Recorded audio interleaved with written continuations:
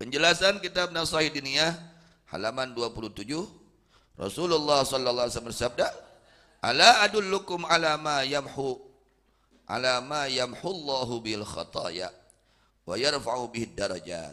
Kata Rasulullah sallallahu alaihi wasallam, tidaklah aku tuduhkan, apakah aku tuduhkan menunjukkan kepada kalian, apakah tidaklah aku tunjukkan kepada kalian atas perkara yang bisa menghapus, yang Allah akan hapus segala keburukan, segala kejelekan, dosa-dosa yang kecil dihapus oleh Allah. Ada perkara yang dapat menghapus keburukan. Kan orang teh loba kotor, loba kegorengan, hayang dihapusan. Nabi ngasih tahu cara penghapusan dosa-dosa kecil yang kita lakukan. Wa yarfa'u bidarajat, dapat menaikkan derajat. Derajat iman bertambah. Dan yang nambahan ada derajat iman teh tah aya perkara nu matak naikkeun derajat jelema. Tambah mulia. Penghapusan. Apa diantaranya? Yaitu yang pertama, isbaghul wudu alal makarih. Menyempurnakan wudu dalam keadaan enggan. Kertiris. Kertiris kumaha hayangna? Asan wajib we hungkul kan. Sempurnakan. Kita wudu tuh biar sempurna, betul-betul sempurna. Artinya sempurna bagaimana? Bukan asal fardunya saja, bukan asal yang syarat sahnya saja, tapi dilengkapi dengan sunnah-sunnah di dalam wudu. Matak sing arapal pasunatan wudu. Ya, nah, itu menyempurnakan wudu dapat menghapus dosa-dosa kecil kita, dapat mengangkat derajat kita. Kita menjadi orang-orang yang dimuliakan oleh Allah Subhanahu wa taala. Kardos kahiji naon cenah? Nyampurnakeun. Jadi kita harus tahu, ya, harus tahu bagaimana cara wudu yang sempurna. Bukan hanya target sahnya wudu, ya, bukan hanya sampai target sahnya wudu, tapi sempurnakan wudunya. Sempurnakan wudu. Nah, jadi di dalam wudu itu ada sunnah-sunnah sebelum wudu, ada sunnah-sunnah ketika kita wudu, ada sunnah-sunnah setelah wudu. Sehingga apa saudara ya? Dijelaskan ya di dalam kitab para ulama. Ya, bukan hanya target sah wudu, tapi dengan menyempurnakan wudu. Tentunya target sahnya sudah dilaksanakan. Nah, wudu disempurnakan dengan sunnah dan adaban wudu. Yang kedua, wa kasratul khuta ilal masajid. Perbanyak melangkah ke masjid. Sehingga tol pulang anting ke mana? Lain ka warung. Emang kita teh ka warung we udud deui. Pulang anting nah ke mana? Untuk kaum laki-laki nih, sehingga tol ke masjid pulang anting. Itu luar biasa, dapat menaikkan derajat kita dan penghapusan dosa-dosa kecil kita dengan melangkahkan kaki kita ke masjid. Perbanyak langkah ke masjid. Ke atas bapak-bapak. Sehingga tol air rumah sa loba kotor mah. Rumah sa loba kagorengan mah. Sing mineng ke masjid pulang anting ke masjid minimal 5 kali ke masjid teh minimalna goreng patutna minangkana. Minimal tak ke masjid teh 5 kali sapoe sapeuting. Nyata 5 waktu. Jangan sampai enggak kardos. Nah itu perjuangan. Kalau untuk melangkah ke masjid itu perjuangannya berat. Kalau tidak karena berat, buktinya berat. Tidak semua orang mampu untuk melangkah ke masjid. Jangankan yang jauh, yang dekat pun kadang-kadang berat untuk datang ke masjid. Karaos tuh. Gitu karaos. Ulah waka anu jauh nu deukeut ge haro. Nah, kitu keur ka mana? Ka masjid. Namun keur ulin mah henteu. Namun keur ulin bujang-bujang deket jauh ge di jugjug keur ulin mah. Ya, keur ulin keur pelesir gitu. Bujang-bujang deket jauh ge di jug, bujang-bujang teu mayar ge daeknya kersa. Leres. Tapi masih gitu, Masya Allah, yang sangat bernilai. Ini langkah kita menjadi bernilai di hadapan Allah. Buktinya bernilai apa? Menghapus kesalahan-kesalahan kita, mengangkat derajat kita. Setiap langkah yang kita langkahkan ke masjid, maka perbanyak langkah ke masjid. Semakin jauh semakin banyak ya kebaikan yang akan kita raih. Yang ketiganya wantidharus shalah ba'da shalah, menunggu salat setelah salat. Belajar ya. Kalau datang ke masjid, baiknya nih bapak-bapak, ya setengah jam sebelum zuhur sudah di masjid. Gitu guruna teh. Setengah jam memeh lohor. Pokoknya ya kita sedikit-sedikit. Aduh buya lila teuing setengah jam mah. Aduh saparapat jam atuh. Ya, duh lila keneh wae saparapat jam ngadagoan ke salat mah. Atuh 5 menit geus aya di masjid. Nah, belajar dari sekarang. Mau kapan lagi? Mau kapan lagi kita melaksanakan kebaikan? Rek ngadagoan iraha deui. Nah, sok belajar, harus dilatih. Harus latihan. Terus dipaksa, harus dipaksa. Ngerti anak santri? Kalian sebelum waktunya sholat sudah siap-siap, harusnya seperti itu. Apalagi santri, ya harus berjuang betul-betul. Fadzalikumur ribat, kata Nabi sallallahu alaihi wasallam, itu adalah jihad. Menyempurnakan wudu dalam keadaan tidak diinginkan. Kemudian banyak melangkah ke masjid. Nah, kemudian menunggu waktu sholat dan setelah sholat. Itu adalah perjuangan. Ini kata Rasulullah sallallahu alaihi wasallam. Sok atuh piraanan eta, piraanan naon? Nyampurnakeun wudu, piraanan naon?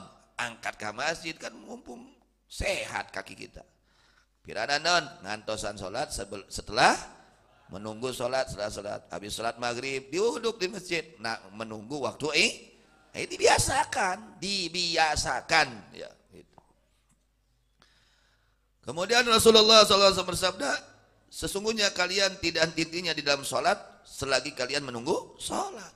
Orang ketika dia menunggu sholat, dicatat dia itu sedang sholat. Sedang sholat. Asup ke masjid, sholat tahiyatul masjid. Ngadaguan di jam 11, ngadaguan sholat lohor. Bari wiridan, atau bari nunutan. Itu dicatat sedang sholat orang tersebut. Pahalanya besar. Ya.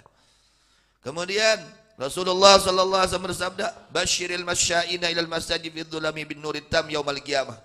Beri kabar gembira orang-orang yang berjalan kaki ke masjid, leumpang ke masjid, ya. Berjalan ke masjid. Apa? Fi dzulami pada keadaan ya, dalam keadaan gelap. Alhamdulillah namanya urang aya listrik tuh. Masyaallah. Kita ini udah nikmat. Sudah nih. Tinggal kita syukuri. Ini nikmat dari Allah. Ya, itu. Beri kabar gembira oleh kamu orang-orang yang berjalan ke masjid pada kegelapan. Apa yang dia akan raih? Bin nurit tami yaumal qiyamah. Nanti di akhirat dia akan mendapatkan cahaya yang sempurna di hari kiamat. Moal kapoekan kayak di akhirat. Sok we urang lamun poek. Rek kumaha riweuhna? Rek kacai poek riweuh teu? Riweuh rek leumpang poek riweuh teu? Tah engke moal riweuh jelema nu daek ka masjid mah ke di akhiratna akan diberi cahaya yang sempurna oleh Allah Subhanahu wa taala karena dia dahulu di dunianya rajin ke masjid dalam keadaan gelap.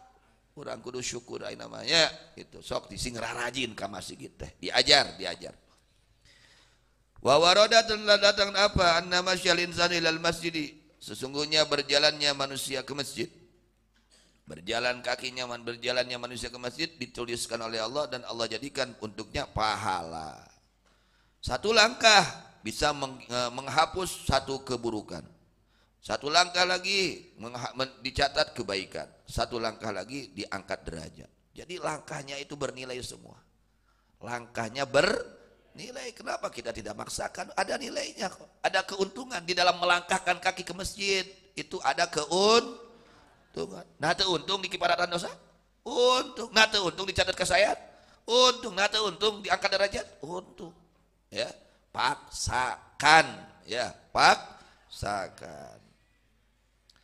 Wa kama yuktabu lahu mamsyul masjid kadzalika yuktabu lahu rujum minal masjid al manzil. Masyaallah, tabarakallah. Ini rahmat Allah. Sebagaimana dicatat ketika kita satu langkah kebaikan ke masjid, satu langkah kifarat, satu langkah angkat derajat, pulang dari masjid pun pulangnya dicatat seperti itu. Ini karunia Allah yang sangat besar. lalu kita tidak tertarik hati kita, nah kacida-cida teuing ku Allah diberi kauntungan sakitu ageungna hate urang teu katarik, ieu bahaya urang. Wa teuing imana kumaha nu kitu teh. Ya.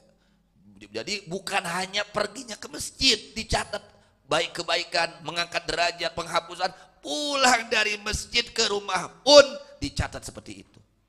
Ini adalah rahmat Allah. Tinggal kita mau nggak dapat rahmat Allah seperti itu, ya.